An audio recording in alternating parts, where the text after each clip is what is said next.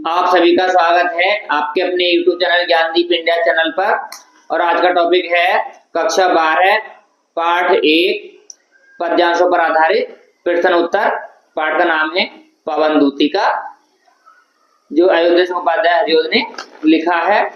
तो आइए शुरू करते हैं। तो पद्यांश हमारा कि बैठी खिन्ना एक दिवस वे गेह में अकेली आके आंसू द्रव युगल में थे धरा को भिगोते आए धीरे सदन में पुष्प सदगंध को ले प्रातः वाली सुपवन इसी काल बात यादन से संतापों को विपुल बढ़ता देख के दुखिता हो धीरे बोली से दुख उससे श्रीमती राधिका यों प्यारी प्रातः पवन इतना क्यों मुझे है सताती क्या तू भी है कलुषित हुई काल की क्रूरता से। तो ये था हमारा पद्यांश। अब देखेंगे पद्यांश पर आधारित प्रश्न। तो पहला प्रश्न है उपयुक्त पद्यांश के शीर्षक और कवि का नाम लिखिए। तो उपयुक्त पद्यांश का शीर्षक है पवन दूती और कवि का नाम है अयोध्या सिंह उपाध्याय हरिओद। प्रश्न नंबर 2 रेखांकित अंश की व्याख्या कीजिए। तो व्याख्या करेंगे यहाँ से रेखा खींची हुई है।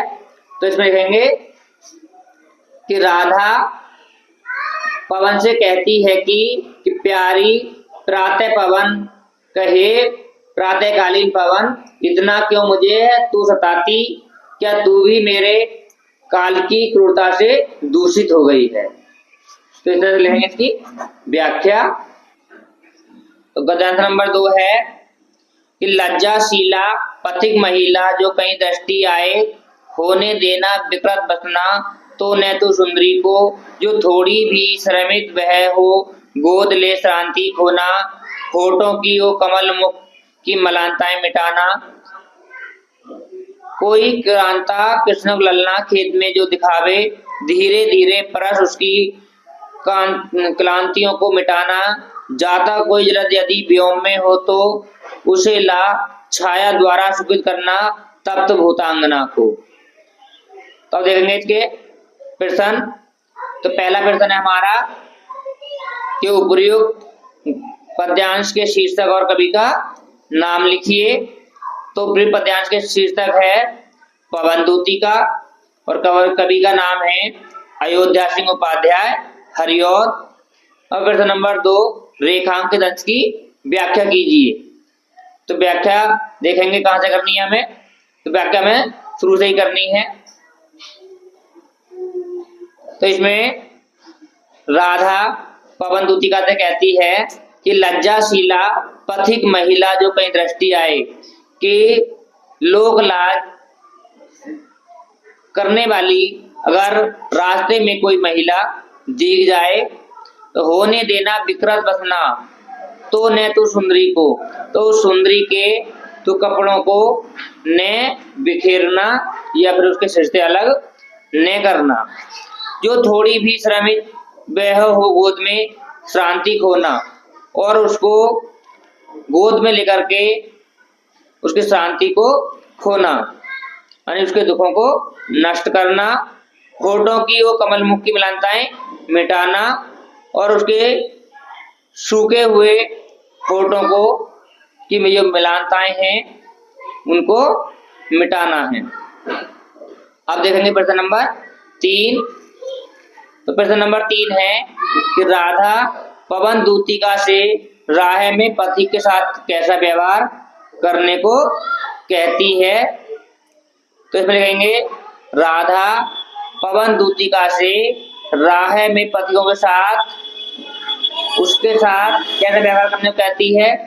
तो उसके साथ इस तरह से व्यवहार करने को कहती है कि अगर कोई किसान खेत में दिख जाए तो उसके ऊपर बादलों द्वारा छाया करके उसे सुख प्रदान करना।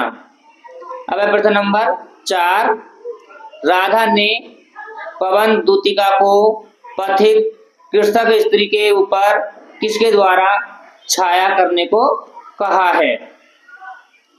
तो राधा ने पवन दूतिका को पथिक कृषक स्त्री के ऊपर बादलों के द्वारा छाया करने को कहा है। अब प्रश्न नंबर 5 कृषक ललना शब्द में कौन सा समास होगा। तो कृतक ललना शब्द में तत्पुरुष समास होगा।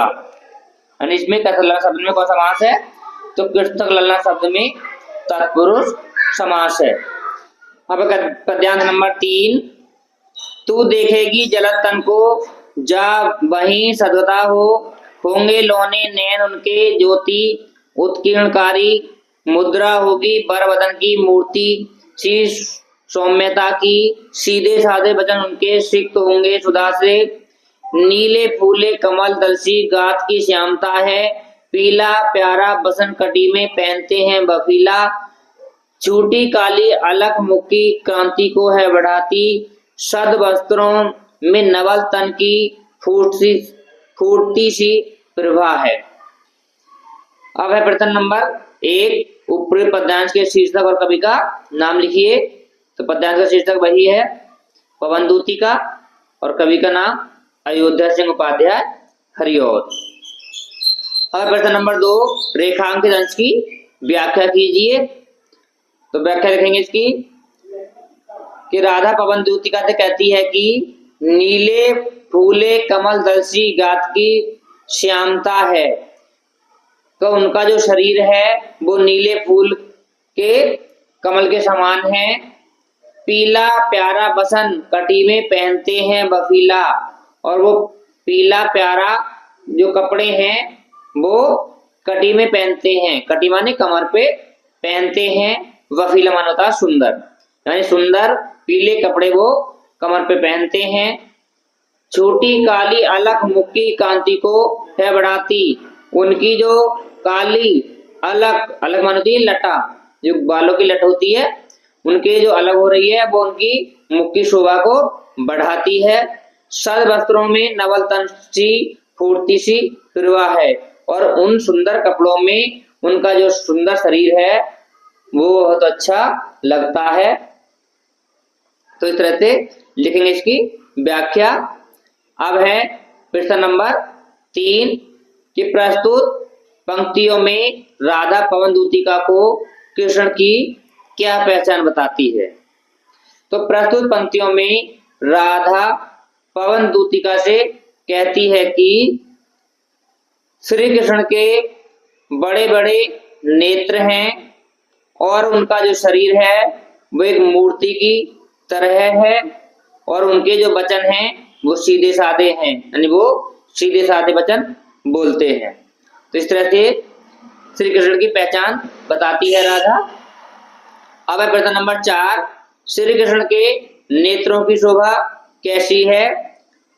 तो श्री कृष्ण के नेत्रों की शोभा नीले फूल के समान बताई है। अब है प्रश्न नंबर 5, श्री कृष्ण कटी में कैसा वस्त्र धारण करते हैं। श्री कृष्ण कटी में सुंदर पीले वस्त्र धारण करते हैं। पद्यांश नंबर 4 है कि कोई प्यारा कुसुम कुमेला गेह में जो पड़ा हो, तो प्यारे के चरण पर ला डाल देना उसी को, यों देना ये पवन बतला फूल सी एक वाला, मिलाना हो कमल पग को चूमना चाहती है। तब इस प्रश्न नंबर 1 है उपयुक्त पद्यांश के शीर्षक और कवि का नाम लिखिए। तो पद्यांश का शीर्षक लिखेंगे पवनदूतिका, कवि का नाम अयोध्या सिंह उपाध्याय हरिऔध।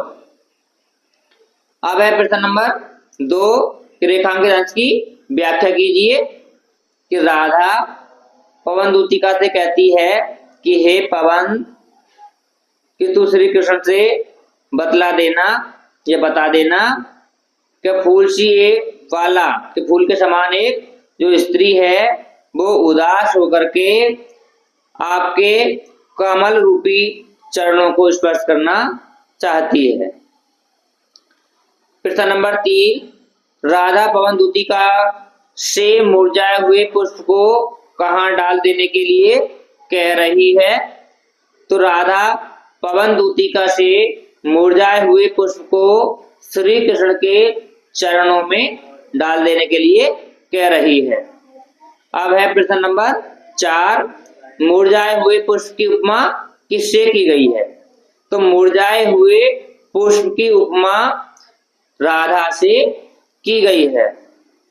अब है प्रश्न नंबर 5 श्री कृष्ण के कमल के समान कोमल चरणों को कौन चूमना चाहता है? तो श्री कृष्ण के कमल के समान कोमल चरणों को राधा चूमना चाहती है। तो ये थे हमारे पद्यांश पर आधारित प्रश्न। तो आज के वीडियो में बस इतना ही। आपको ये वीडियो कैसा लगा हमें कमेंट करके जरूर बताएं। अगर वीडियो अच्छा लगा हो तो वीडियो को लाइक करें और अपने दोस्तों के साथ शेयर करें। और जो भी हमारे चैनल पर नए आए हैं वो चैनल को सब्सक्राइब कर लें, साथ ही साथ बेल आइकन को ऑन करें ताकि आने वाले वीडियो का नोटिफिकेशन सबसे पहले पहुंच सके। तो फिर मिलते हैं अगले वीडियो में, तब तक के लिए सभी दोस्तों को नमस्कार।